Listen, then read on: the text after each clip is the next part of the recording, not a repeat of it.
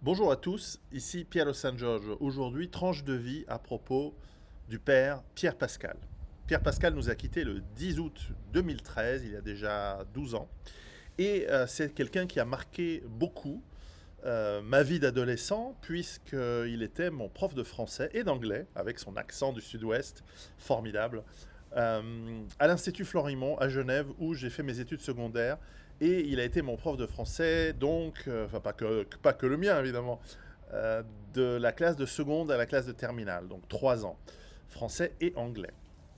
Et c'est quelqu'un qui a beaucoup influencé, évidemment, l'adolescent, donc le jeune homme en devenir que j'étais à cette époque-là, car d'une part, c'était quelqu'un haut en couleur, mais aussi parce qu'il avait une philosophie de vie et une manière de voir les choses et l'enseignement qui était formidable. Vous savez, et je pense que c'est votre cas à vous tous également, lorsque vous êtes à l'école, il y a des professeurs, qui vous marquent plus que d'autres pour des questions d'atomes crochus, pour des questions de caractère, pour aussi des questions humaines, de chaleur, de compétences et de capacité à passer les messages, à faire aimer la matière.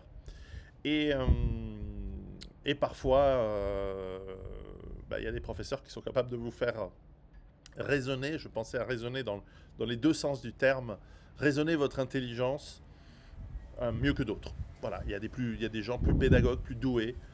Et puis voilà, il y a aussi les atomes crochus. Alors Pierre Pascal est né en 1927, je le sais parce qu'il nous l'a raconté des centaines de fois en classe, à Agen. Donc c'est un fils du terroir du sud-ouest, nourri au canard confit et au pruneau. Et donc il nous a raconté autour de ses classes, par des anecdotes, par des expériences incroyables.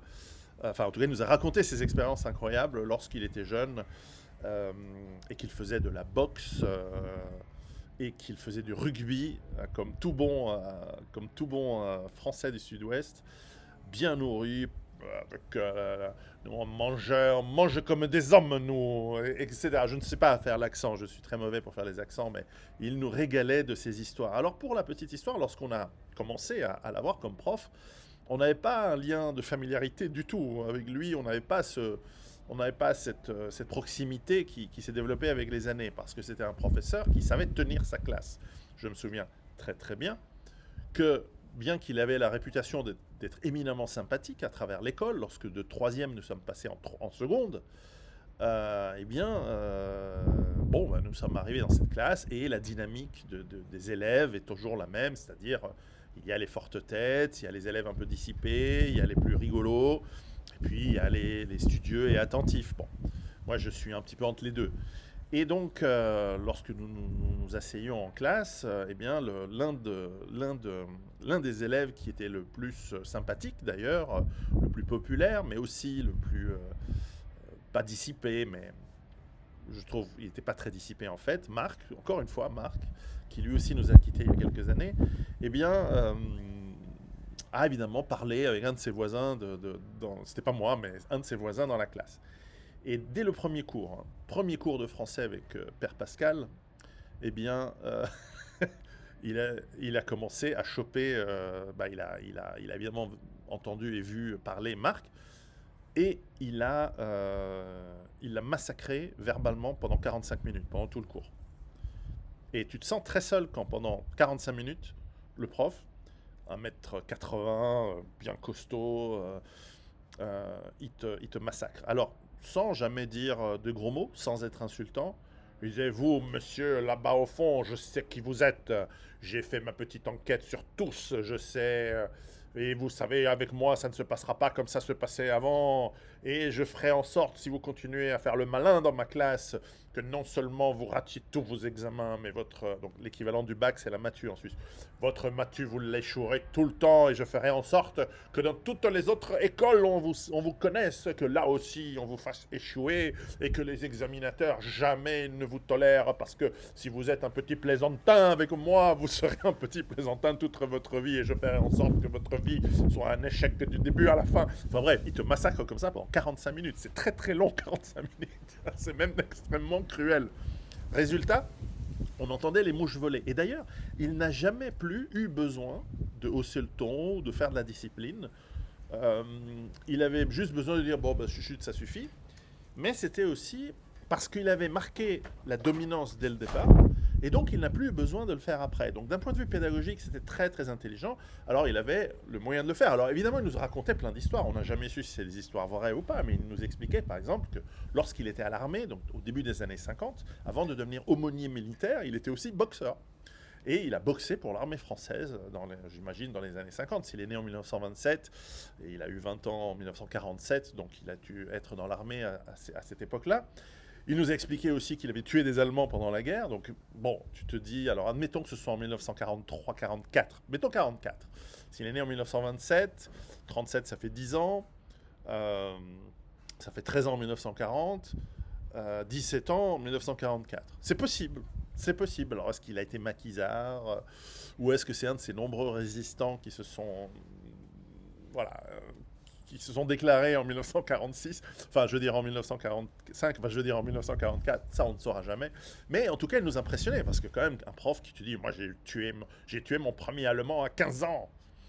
Alors ça fait 1942, ça me paraît difficile à croire. Mais enfin, moi j'ai tué mon premier Allemand, et ensuite j'ai boxé pour l'armée française.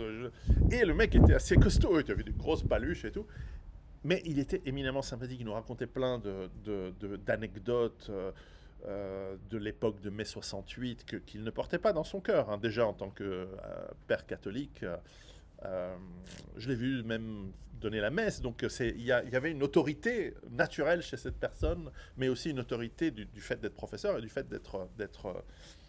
d'amener la messe, parce que moi je suis pas un très bon catholique, n'est-ce pas?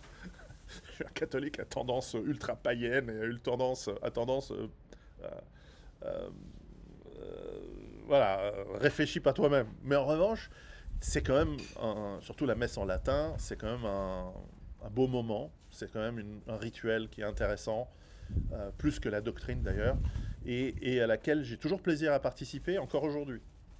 Et donc il faisait cette messe, alors je crois il m'a officié plusieurs fois lors des cendres, la messe des cendres où ils te font une petite croix avec effectivement des cendres sur le. Et c'est assez beau ces moments. A-t-il été le prêtre qui m'a confirmé? Non, je crois que ça c'était Monseigneur Mamy, qui était l'évêque de Fribourg. Mais voilà, il a été présent dans notre éducation, dans notre voilà, dans cette école qui était catholique, qui était Florimont. Et évidemment, il nous a nous a amenés aux examens de maturité. Et donc ces examens de maturité en Suisse, alors je ne sais pas si c'est toujours le cas, mais à l'époque, surtout la maturité fédérale, était particulièrement difficile, était particulièrement élitiste, parce que la Suisse, contrairement aux autres pays en Occident, ne veut pas beaucoup d'universitaires.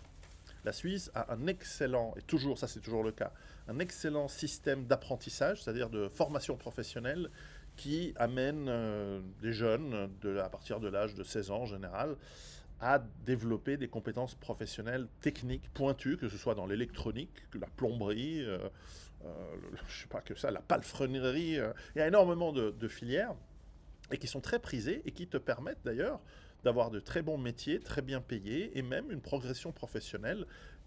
Alors aujourd'hui moins, mais il n'était pas rare dans les années encore 90 que les grands directeurs des grandes banques suisses n'aient pas fait l'université. C'était des gens qui ont commencé au guichet, qui ont commencé avec un apprentissage d'employés de commerce, de banque. Et l'apprentissage se fait en conjointement à une école, un maître d'apprentissage, et avec une entreprise qui te parraine, qui te prend sous son aile et qui te paye d'ailleurs. Évidemment au lance-pierre au début, mais voilà, qui te permet d'évoluer. Et donc ça, c'est un super système. Bon, ça, c'est pas le sujet de la vidéo. Mais donc, du côté universitaire, on veut pas qu'il y ait beaucoup d'universitaires. On tolère 15-20% de la population qui a fait une école secondaire supérieure, on va dire. Mais même, c'est trop. Il fut un temps où c'était moins. Pourquoi? Parce qu'on considère que les médecins, il n'y en a pas besoin de 100 000 par million d'habitants. Il en faut un peu, mais pas énormément. Il faut qu'ils soient très bons. Les avocats, tout ça, tous les métiers libéraux, Il en faut, mais ce n'est pas clé à une économie saine en réalité. Bref, donc c'est très dur. Et donc c'est très élitiste. Et donc on te demande des efforts intellectuels, puisque tu vas faire des métiers intellectuels a priori, qui sont intenses et qui demandent beaucoup de travail. Et la maturité fédérale a cette particularité où tu te pointes, tu fais ton examen, tu passes ou tu passes pas, mais ils ne prennent pas en compte tes années de travail précédentes. C'est pas comme la maturité cantonale où on prend en compte les notes de ta dernière année sur tout au long de celle-ci. Ce qui fait que si tu travailles bien, si tu es constant dans ton travail, tu as des bonnes chances de réussir. Tandis que là, t'as la chiasse, t'es pas bien, tu rates, quoi. Et tu dois refaire l'année suivante. Donc c'est assez compliqué. Bref, en plus, la matière elle-même est dense, est très très dense. En tout cas à l'époque, je vous en ai déjà parlé. Histoire, géographie, chimie, biologie, dessin, pour la première partie, qui se fait à l'oral. Et c'est des sacrées, c'est des sacrées matières. Hein. Je veux dire, l'histoire, je peux vous en parler, hein, parce que c'est une matière que j'adore et c'est pas facile. Euh, Par exemple, en fait, le programme de l'histoire, c'est depuis Christophe Colomb à l'époque moderne, c'est tout.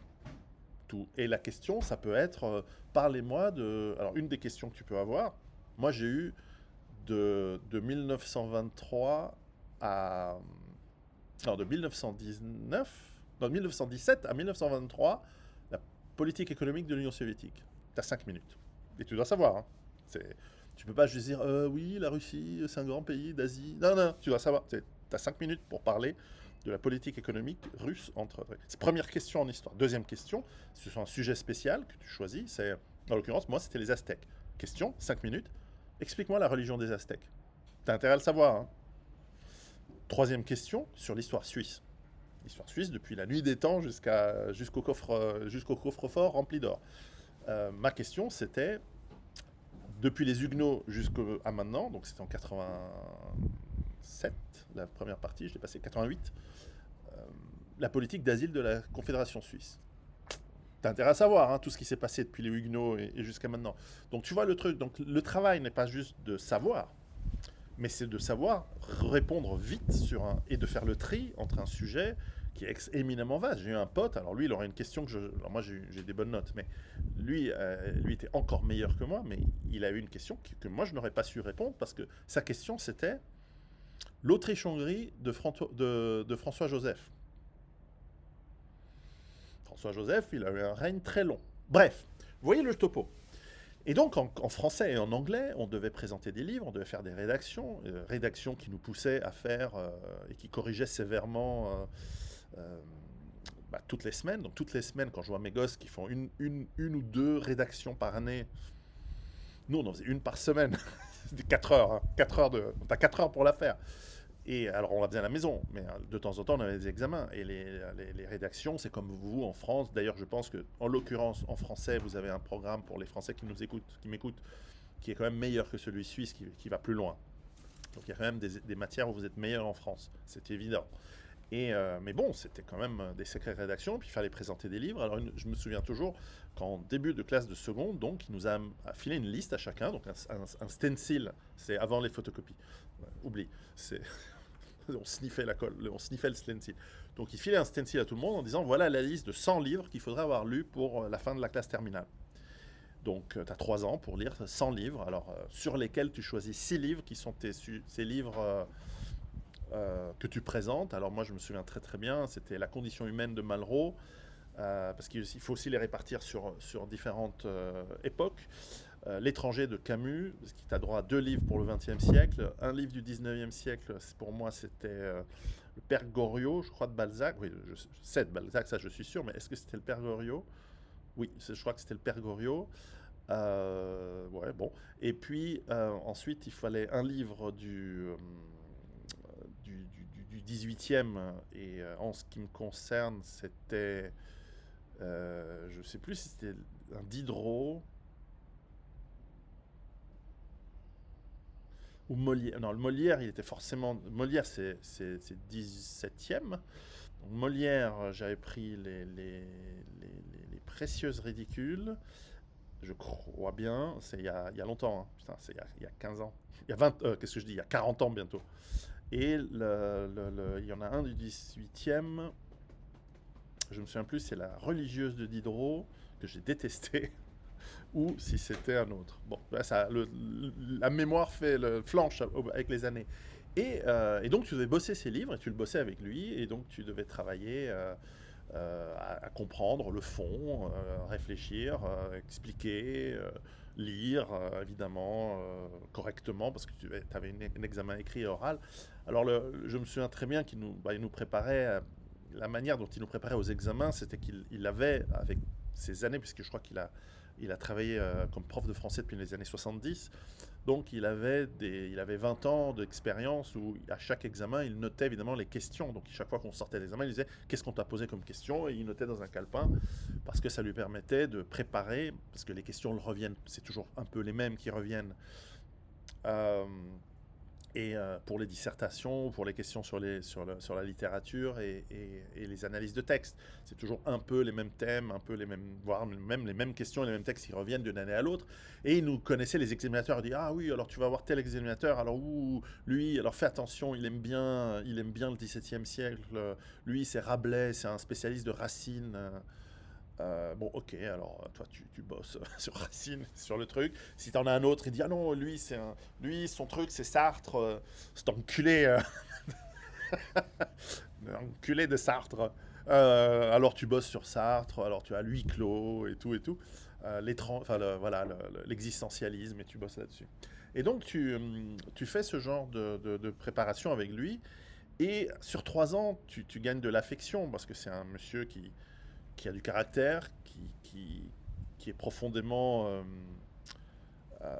dans l'affection de l'éducation et du savoir.